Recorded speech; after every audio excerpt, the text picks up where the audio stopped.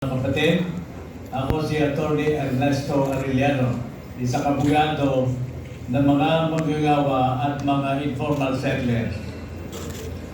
Sa mahabang panahon na ako'y abogado, ako'y nagpapatupad lamang ng batas.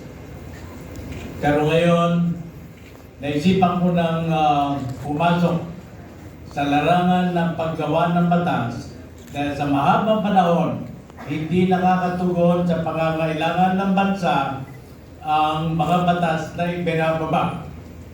Karamihan nga sa batas ay pagpapalit lamang ng pangalan ng kalye, pagpapalit ng pangalan ng eskwelahan.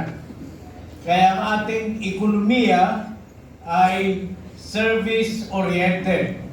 Ang agrikultura ay underdeveloped at ang industrialization ay bansot.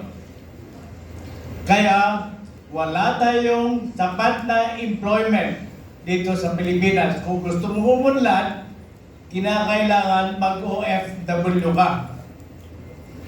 Kaya ngayon, ang aking hamon sa mga kapwa Pilipino at ang mga kumakandidato, tingnan natin, solusyonan natin ang problema ng employment. Na maka-invite tayo ng mga namumuhunan.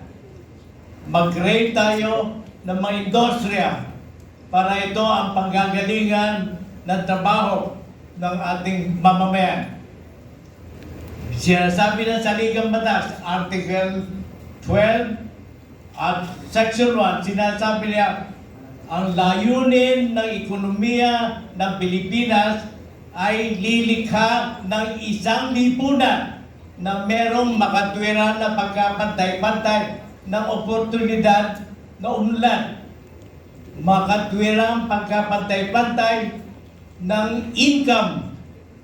Makatwirang pagkapantay-pantay ng sahod. Pero sa kasalukuyan, ang Pilipinas ay isang tatsulok na kung saan ang minorya ang nasa tuktok at ang mayorya. In fact, 94% ng ating population ay nasa ibaba at ang 6% ay nasa itaas. Kinakailan mabaligtad. Kaya ngayon ang aming layunin sa partido na nag-sponsor sa aking kandidatura katipunan ng Kamalayang Kayumangin number 7 ay employment ang unang haharapin.